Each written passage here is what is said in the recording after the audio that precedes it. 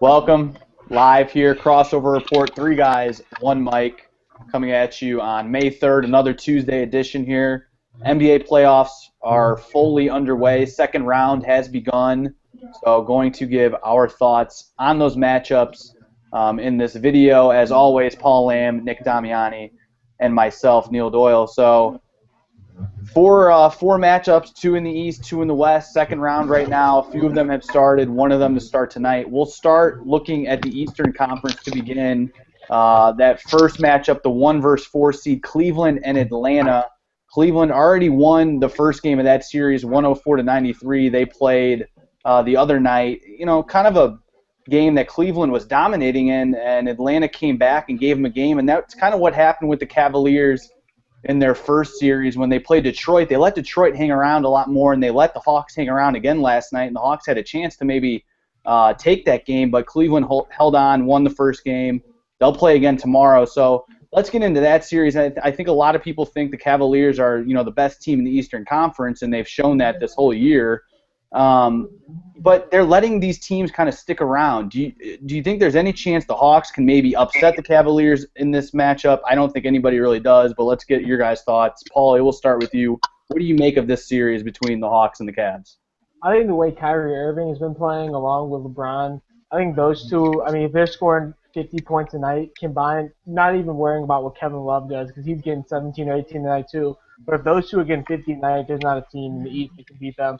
And I think that they can compete. That's the best way that they can compete with Golden State, with Kyrie Irving scoring a lot, with LeBron being okay with deferring to Kyrie sometimes to score. Because I think right now, Kyrie is probably a better scorer. He's definitely got a better jump shot than LeBron right now. He's not as good going to the paint, but I think he's much more versatile than LeBron right now, scoring-wise.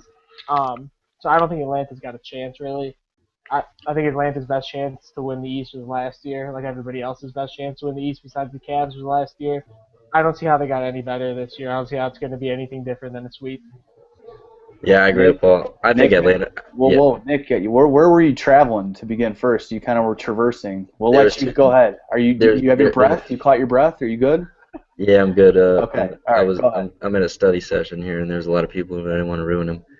But anyways, I agree with Paul. I think Atlanta will probably steal one because they played them tough yesterday. I don't think Cleveland played their best basketball yesterday at all. But like Paul said, in the East, I think the Cavs only need Kyrie and LeBron to win it. I think where Kevin Love's going to come into a big game is when they play Golden State in the finals, or maybe the Spurs or somebody else in the finals. That's when Kevin Love's going to really have to step it up.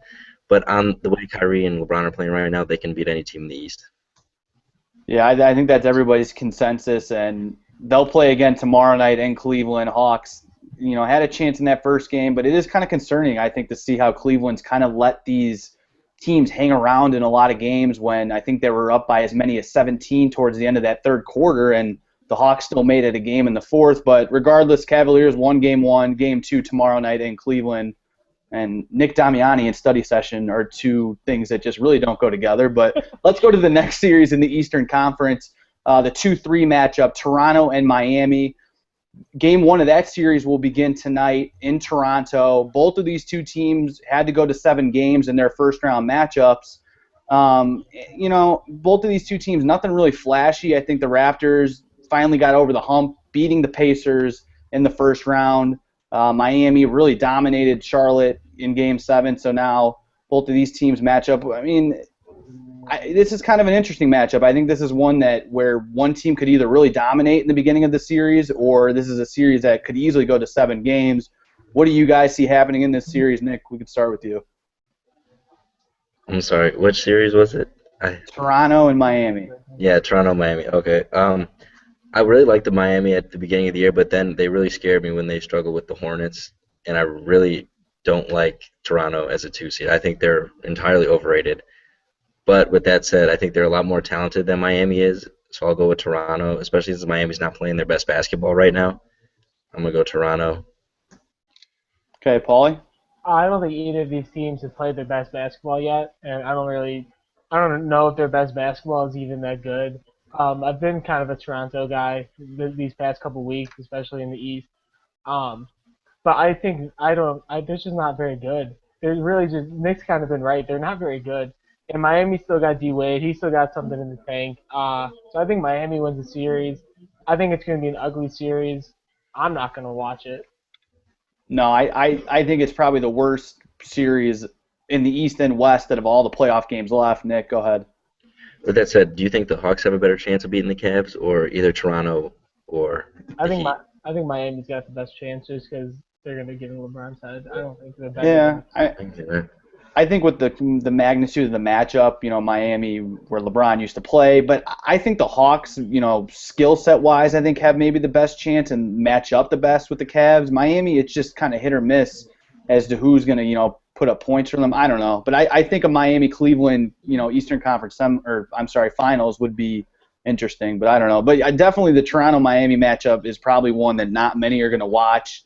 And it's really one of those that could go either way as to, maybe Toronto comes out and just could possibly take it in 5 or Miami do the same, or this is one that's going to probably go to 7 games. But that series begins tonight in Toronto is the first game. And so that's the East. Let's move over to the Western Conference. We'll start with the 1-4 matchup, Golden State and Portland. The news has been Steph Curry with the injury has not played. Golden State took game 1 of that series on Saturday, 118-106.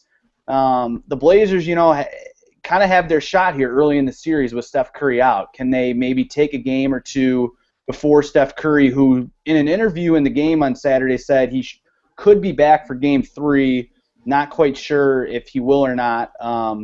But if, let's say, Curry does come back for game 3, Golden State didn't literally look that phased without him. They dominated. Portland kind of hung around, though, in that first game. Where do you guys see this series going? Do you see if Portland's maybe able to take either this next game when they actually play again tonight, or maybe game 3 before Curry comes back? Does Portland have a chance in this series, I guess, is the point. Paul, let's start with you. Yeah, I think absolutely, especially with Steph Curry coming back, because I think the Warriors we've seen are just so much worse with him on the court, especially coming off an injury, because they're just gonna try to get him 20 or 25 shots so that he can get a lot of points, so that they can sell more stuff. I really do think that we saw that in the game that he was back the last series, where he's hobbling, he's not 100% clearly, and they're just gonna keep on trying to play him like he's 100%, run him around screen. So hopefully he does come back. Hopefully he comes back for game 2, honestly, so that. So that he can have to. I mean, the thing with Steph Curry against his teams, I don't know who he's going to cover, because obviously he's not going to cover Lillard, because like I've said, Steph Curry doesn't cover good guards, and then he's not going to cover C.J. McCollum, because C.J. McCollum's also too good. So who does he cover? Al-Farouq Aminu? I don't know. They can't really hide him against the Trailblazers. So I think once Curry comes back, that definitely opens the door for the T-Blazers. Calling the Warriors a worse team with Steph Curry is absolutely absurd. But I will agree with you in this fact that an injured Steph Curry coming back, they're not going to be as good with him. I will say that. Because he's not going to be 100% healthy, and Damian Lillard will be able to attack him. I think he will guard Damian Lillard, actually. To be honest with you. I do. I think they're going to do it. So then that's if he comes back. But my main thing is he's not going to come back for this series. Trailblazers in 6. He's not going to come back for this series. That's the main thing. I don't think he comes back at all because it's not going to be necessary when they're up 3-0 and that's going to be the day he can come back. They're not going to make him play because they're not going to win a game at Oracle. That's a fact, an absolute fact. The Warriors handled them last game. I think Damian Lillard will get him 1 at home, and that's about it.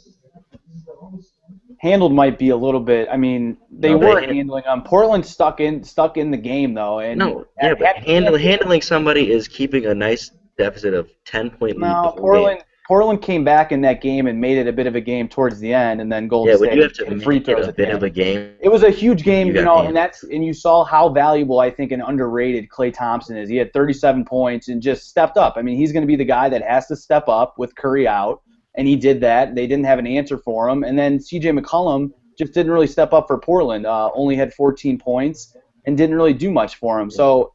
I don't know. I think this game tonight in Game 2 is going to be a lot closer. I think you see McCollum come out and play a little bit better. But Golden State's doing what they do, the team basketball. But if they don't have a big performance from either Klay Thompson or Draymond Green, I think Portland could be in this game tonight. They just have to be able to get that second option. It's Lillard's always there, but McCollum has to be there. So I think Portland could take this game tonight, and if they do, Golden State could be a little bit worried. And I'm going with Paul. I think the Trailblazers have a chance where Nick thinks they're going to be up 3-0 without Curry. I don't. Well, my thing is, you're saying they have to have Klay Thompson or Draymond Green do it. Well, Portland has to have Damian Lillard and C.J. McCollum do it. Golden State only needs one of their guys to do it. Well, and they got it from Klay. So if he doesn't, but if one of them doesn't do it, if Klay doesn't score 30 points again, they could be in trouble. Sean Livingston, who had 8 points in game one. Let's see. Sean Livingston is more important to his team than his points. Okay. Well, we'll see. Just stop. That series interesting though, with Curry out, maybe back for Game 3. We'll see Game 2 of that series tonight in Golden State, and then the last matchup in the playoffs over on the West side, the 2-3 matchup. Probably, in my mind, one of the better, probably the best matchup right now in the playoffs. San Antonio and Oklahoma City. Game 2 of that series was last night. A very controversial ending to that game. That series is split 1-1.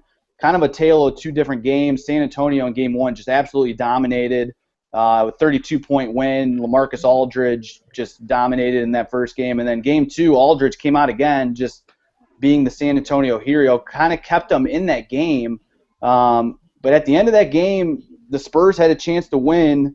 Got a steal late. A little controversial call. Dion Waiters was out of bounds and hit Ginobili, who was, playing the ball. No call was called, but the Spurs still, a lot of people have been talking about that call. The Spurs still had a chance to win the game. They got the ball on a steal, and Patty Mills fired up an air ball. Just terrible shot selection at the end of the game. They had like 2 or 3 opportunities. Danny Green missed Ginobili, who was cutting, who had a open like 10-foot shot. But the Spurs had a chance, and it was a great second game. Where do you see this series going? I'm guessing this series probably goes to 7 games. What are your guys' thoughts, Nick? We'll start with you.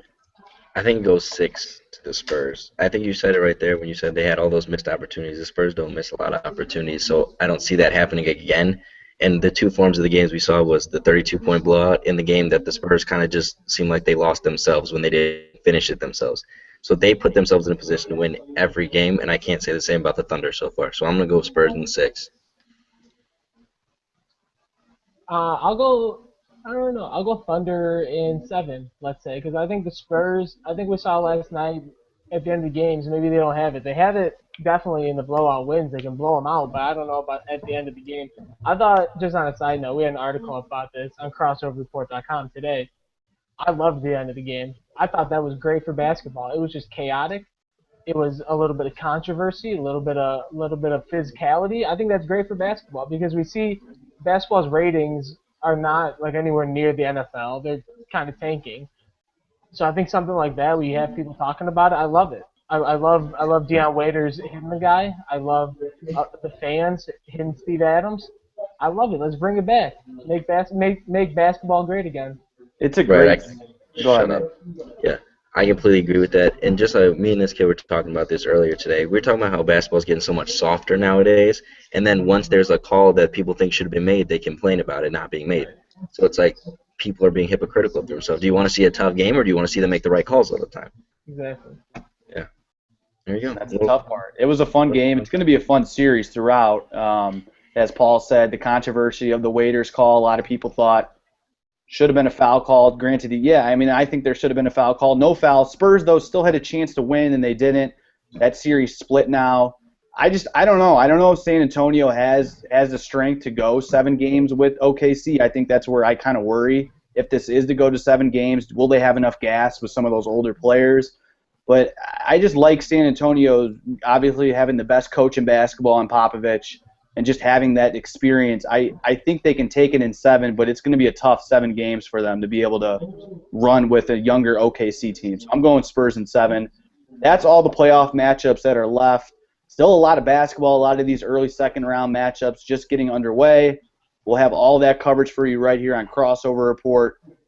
Anything else you guys want to add before we head out? Nick doing some hard studying, I believe. Purdue just picked up Spike Albrecht today. Congrats, on a baseball note, granted we're talking basketball, John Danks I just saw released by the White Sox, so that's good news if you're a Sox fan. I'm very happy about that. That's a little baseball note. check that out. I'm sure that will be over on our walk-off report. We'll have all Cubs socks. Down. Paulie, anything before we head out? No, I'm good. All right. As always, Oh. you can always go ahead, Nick. Go ahead. Check out interview with NBA draft prospect Tony Anderson. Paul got to sit down with the man.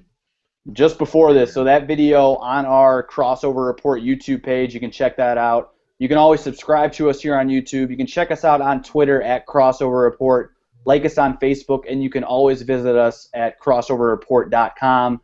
That's going to do it for us today. Stay tuned. We'll have all your NBA playoff coverage, and then next week we'll have some wrap-up as these series will be, midway through most of these series. So we'll have all that coverage for you next Tuesday right here on Crossover Report. But that will do it for us. We'll see you next time. You've been listening to Three Guys, One Mic, Crossover Report. We'll see you next time.